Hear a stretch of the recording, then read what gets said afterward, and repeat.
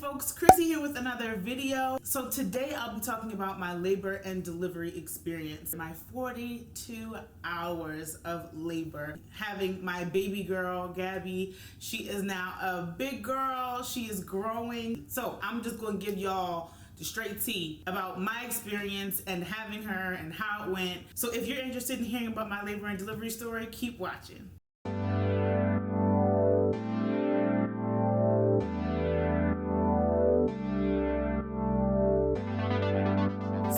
Let me start off by saying I was induced at 39 weeks. There are a couple of different reasons why my husband and I decided to go ahead and get an induction. We agreed upon it, and so that's the reason. The plan was to be induced. We had that plan. We knew the date. We were ready as much as we could be ready. I had the house ready so that when we came back, we'd be all set. So the induction was set for 8:30, August 21st. At my last OB appointment, she checked me to see if I was dilated at all, if I was effaced or whatever, if I had started to go into labor. Nada. Nothing. I ain't moved. I wasn't open, wasn't effaced, not an inch, not a centimeter, not nothing. It is what it is. We sat in our office and we kind of discussed what would happen, what my options were with being induced. So we talked about all that. I had to sign some paperwork and we went ahead and were ready for the induction. So in preparation for my induction, I had to use a special soap to wash and cleanse myself and my skin, and also I had to fast. The soap, I believe, was in the event that I had to get an emergency cesarean, so that's why I had to use that soap. It's like a just in case precautionary type thing. And the fast, which I was pissed about, but I had to go ahead and fast. Once again, a precautionary thing if I did have to end up getting this or whatever the case was. So, end of story. That's what I had to get.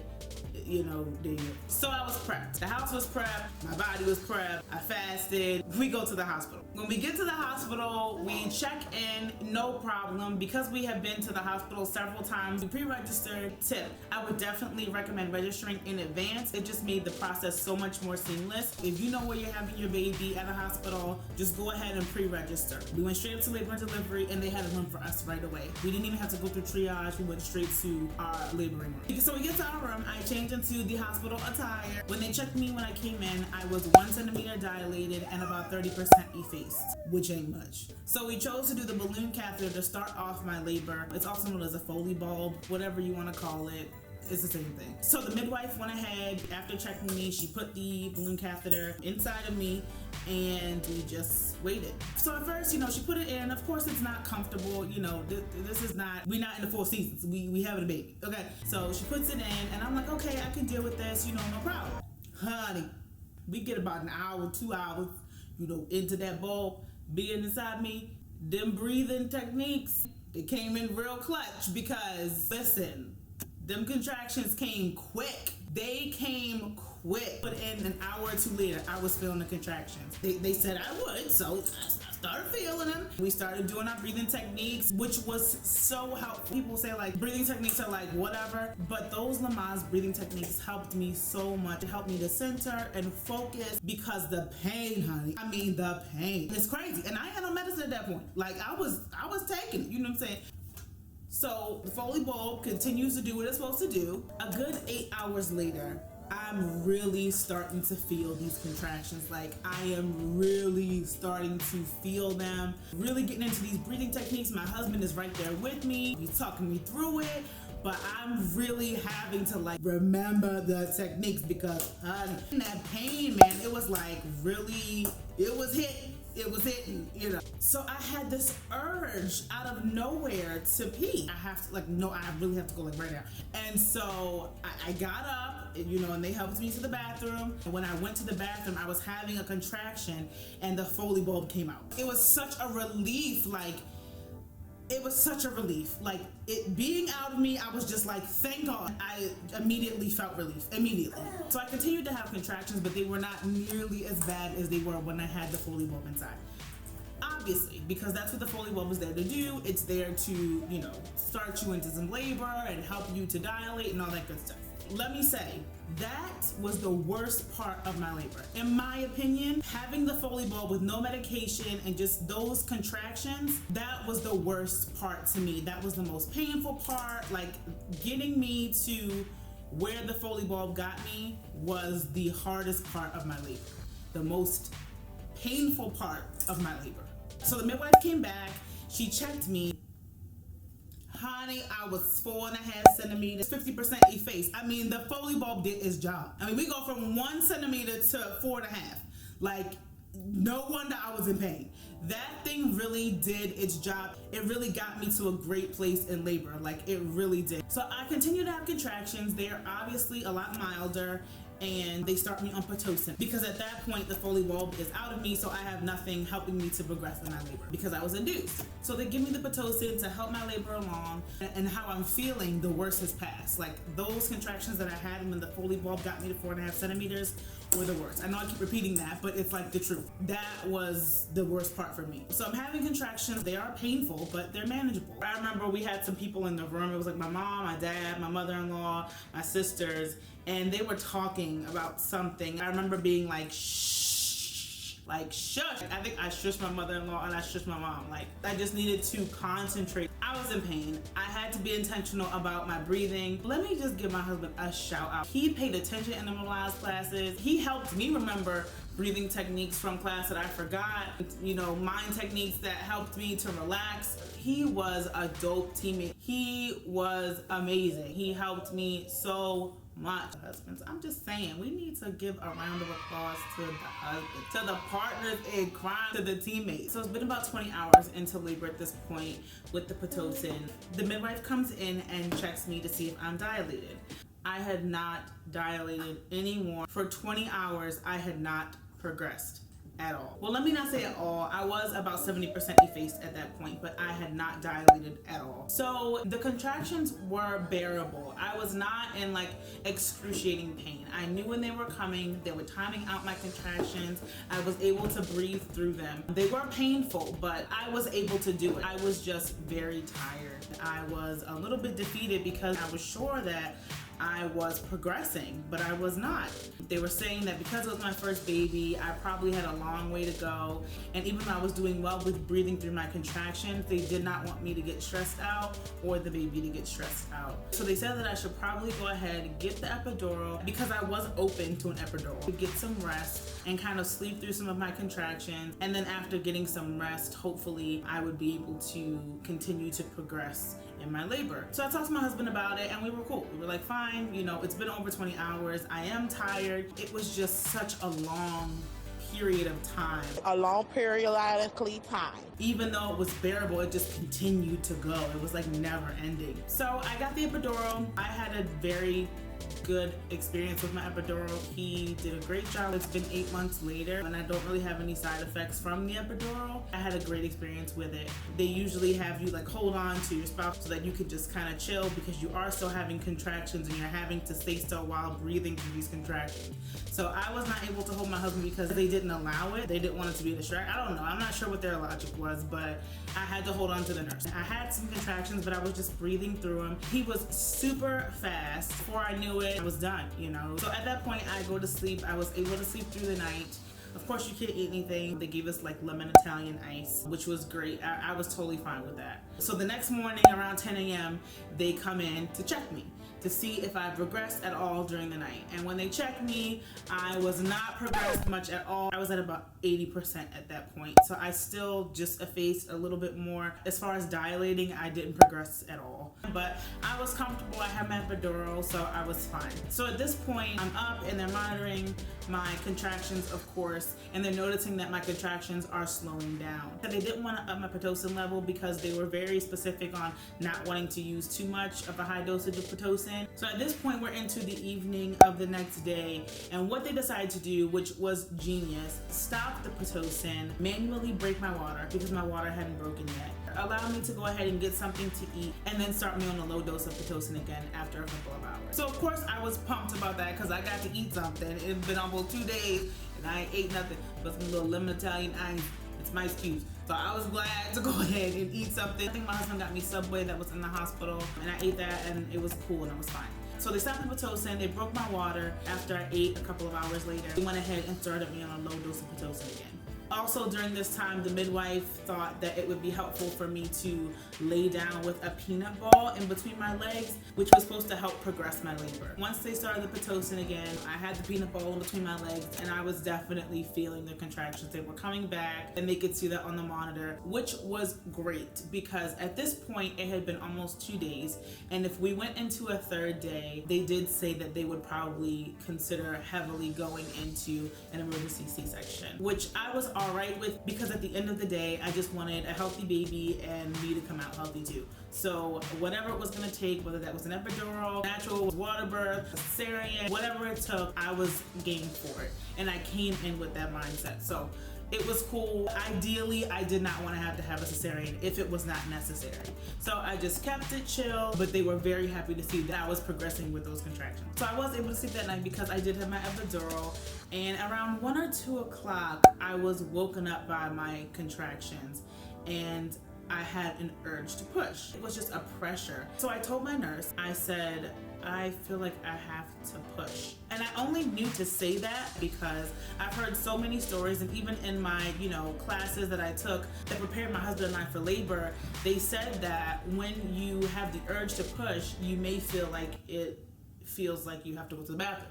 And in reality, it's not you having to go to the bathroom, it's the pressure pushing down, but that pressure that you're feeling, that you may feel like you have to go to the bathroom, is actually the urge to push and get you into that point in labor.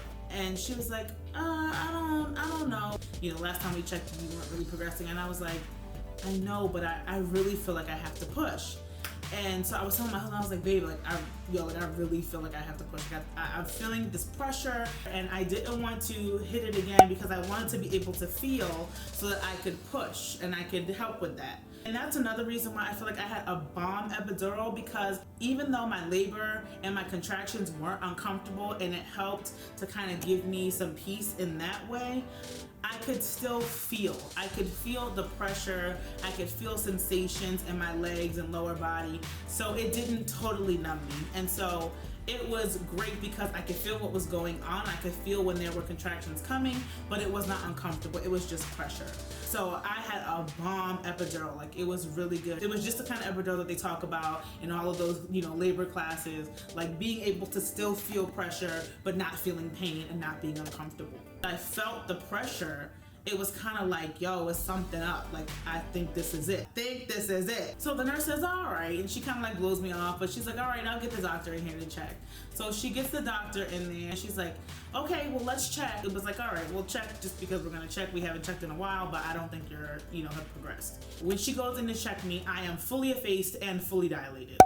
Fully wide open. Here she comes. Let's go. And so it was I'm not exaggerating, 20 seconds. Lights came up, she puts on this mask, and she puts on this, and this nurse comes, and the baby nurse comes, and I'm like, whoa, what happened that fast? They were ready. They were on deck. They were ready. It was let's get this show on the road. This baby is coming now, okay? So I'm like, babe, this is it. She's coming. This is it, right? This is the one we prepare for. Well, here she comes. So I'm feeling this pressure. They're getting me ready. She's lubing everything up, getting the stirrups up, all of this. They're getting it ready. And so while I'm feeling this pressure, I have this urge to throw up. And I say, oh my God, I think I'm gonna throw up. And it was so weird because it was just kind of random and out of nowhere. I just had this urge to throw up. And so they immediately, got a little bag, and I threw up. I couldn't believe it. So I threw up while, my legs up on the stirrup. I'm over here like this, throwing up. When I finished throwing up, the doctors and the midwife was like, that is so good because, that's, I guess when you're throwing up, that pushing, those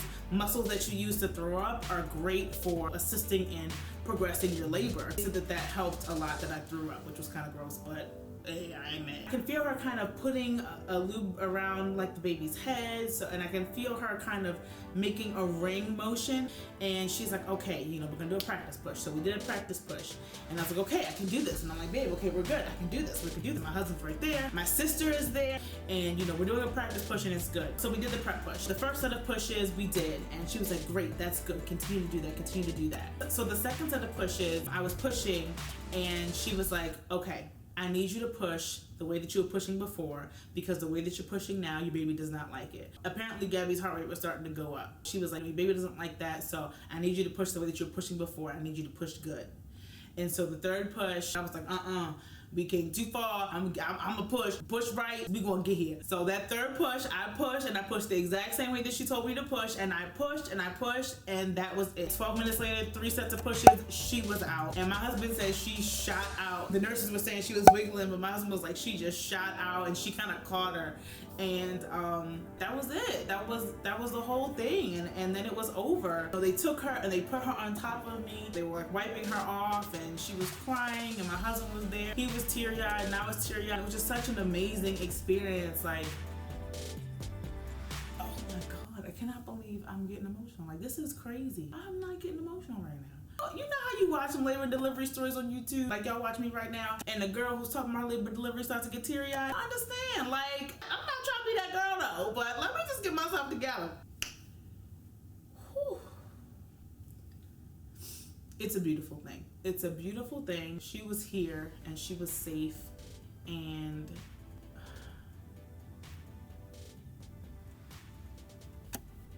I remember looking at my husband and looking at her, and I was just thanking God for everything, for the labor, for the pregnancy, for her, for my husband, my amazing husband, and that she was here and that she was healthy.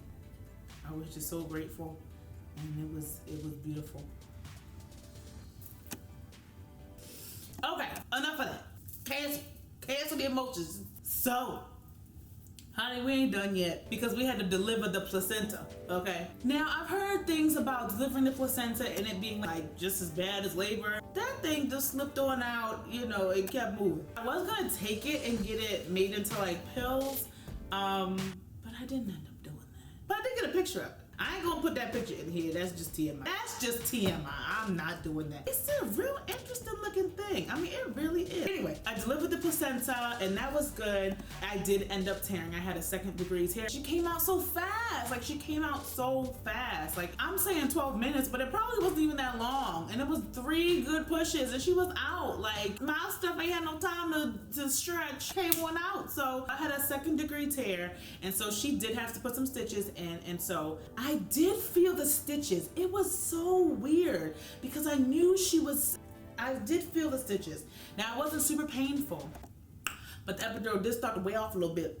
So I did feel it a little bit, you know what I'm saying? I did feel it a little bit, and I kind of felt her going in and pulling, and I kind of, you know, that was a real weird sensation. That was a weird feeling. Knowing what she was doing and watching her do it and kind of, that was weird. That was kind of weird. It wasn't super painful. It was a little uncomfortable, but it wasn't super painful. And at that point, I had Gabi on me. My husband was there. My sister was there. We were just so happy that she was here and that she was alive and beautiful and healthy. And so even though it was a little uncomfortable, I was so worried about her. Like,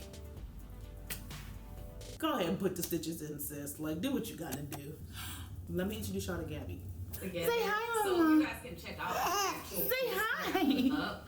But I did want Say to hi. compare analytics from when I first started this venture until now, Say and hi. share what they did about a week ago to today.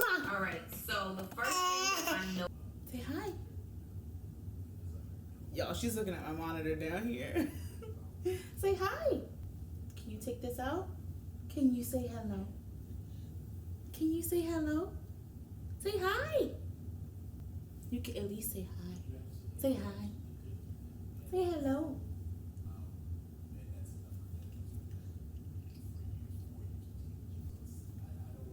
I think she's ready 2 minutes.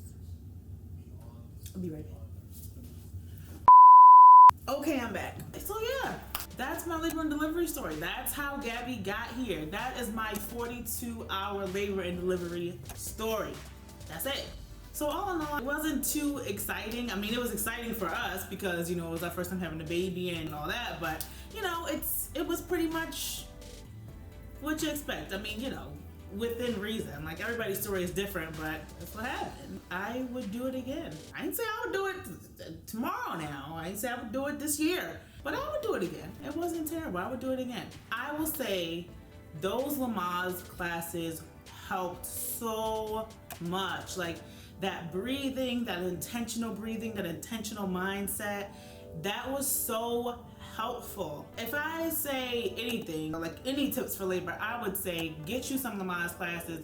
They have some for free, some of them you have to pay for, but get some kind of breathing technique under your belt before you go into labor, because it helps so much. Like, it really just centers you and just gets you in a place where you can just be intentional about what you're doing, bringing this life into this world, you know. Like, get you some breathing classes, honey, because that helped me. So yes, that's my labor and delivery story, folks.